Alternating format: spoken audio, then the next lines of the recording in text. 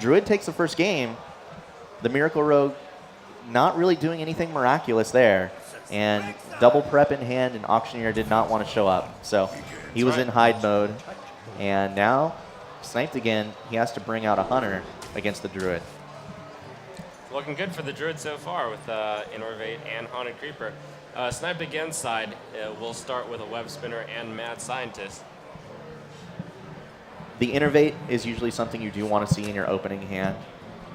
Sniped Again has a great hand as well. He's got a 1-drop, a 2-drop, and even another 2-drop, and all ones that represent doing something else. Teechu picks up Undertaker to open with, and he's got a Death Rattle to follow it up. And he does have a really, really strong curve. That's really good. There's oh my gosh, another Innervate.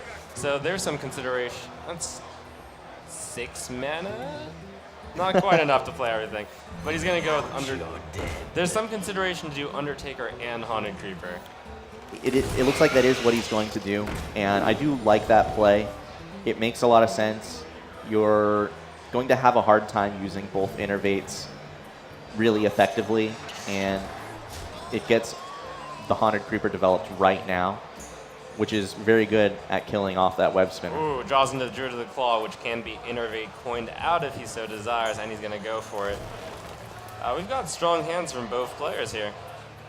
Now that you have the giant taunt minion, are you ignoring the Mad Scientist, do you think? I think that's a good call to do. I'll let him sacrifice his guy to draw his secret.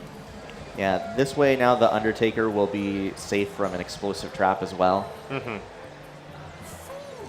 And Freezing Trap, there's already a Haunted Creeper in play to take care of the Freezing Trap. Right, he's really hoping that this is going to be Freezing Trap because of the Haunted Creeper. No matter what it is, it won't be too bad. So Sniped Again had a great curve, but Teechu with the double Innervate draw. Into Harvest Golem on this turn too, that's even better. It looks like this is Snake Trap. This is a pretty perfect curve. This is the best curve ever. And considering it is Snake Trap, it almost could not be any better for Teechu. He gets to keep growing his Undertaker. He doesn't lose a single part of his board. Undertaker gets silenced, so Sniped Again trying to fight against the board as much as he can. He probably, I'm very surprised he did not suicide his Mad Scientist there. Huh. So had he suicided his Mad Scientist and gotten an explosive trap, the bear would have been taken care of along with the Undertaker. That's right. I suppose he's also considering, though, that he could lose the flip and get a Freezing Trap, in which case that's going to hit like the Undertaker, and then that would be rather bad. So the curve continues to be perfect for Teechu. Although, Sniped Again is holding Unleash the Hound. Oh boy. If he draws Buzzard here, that's going to get him back into the game in a big way. Oh my gosh. Buzzard off the top. So he has to decide how he wants to do it here. He's probably going to sack off the Scientist first. Right. He would ideally want to... So here's the bit of a problem. If he sacks the Scientist, he doesn't get to draw 5 cards. But if he doesn't, he only draws 4 cards anyways, so... Yeah. Whoa! Oh, I see. Oh, yeah. That's good. So he does get 5 cards. That's excellent. So very, very good sequencing from Sniped Again. He gets to refill his whole board. The bad news is he's at 12 life to start his comeback. The big swing turn here might not end up being that big of a swing. He doesn't even get a Hunter. It doesn't look like he's going to get a Hunter's Mark either. So even that Gnomish Inventor, that Harvest Golem, those guys are going to end up sticking around.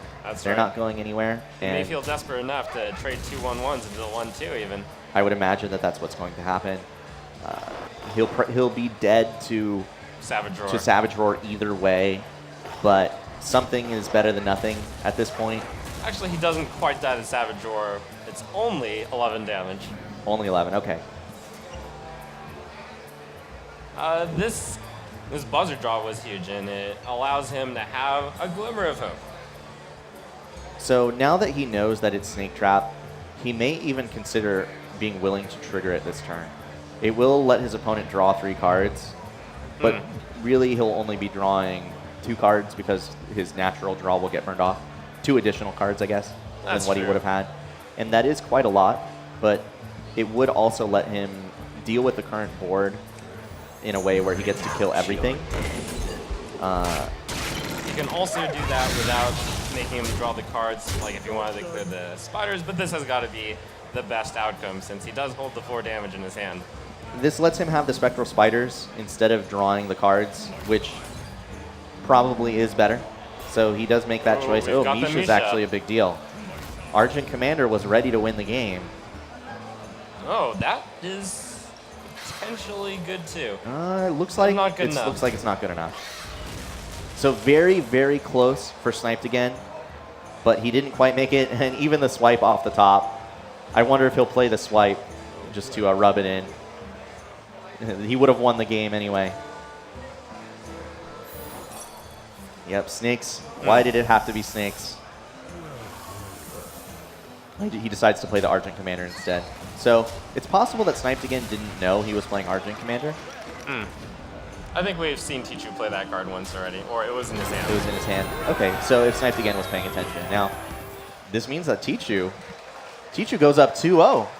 That's really good for Teechu, considering really good he's for the one Teechu. fighting for higher stakes, that BlizzCon qualifier.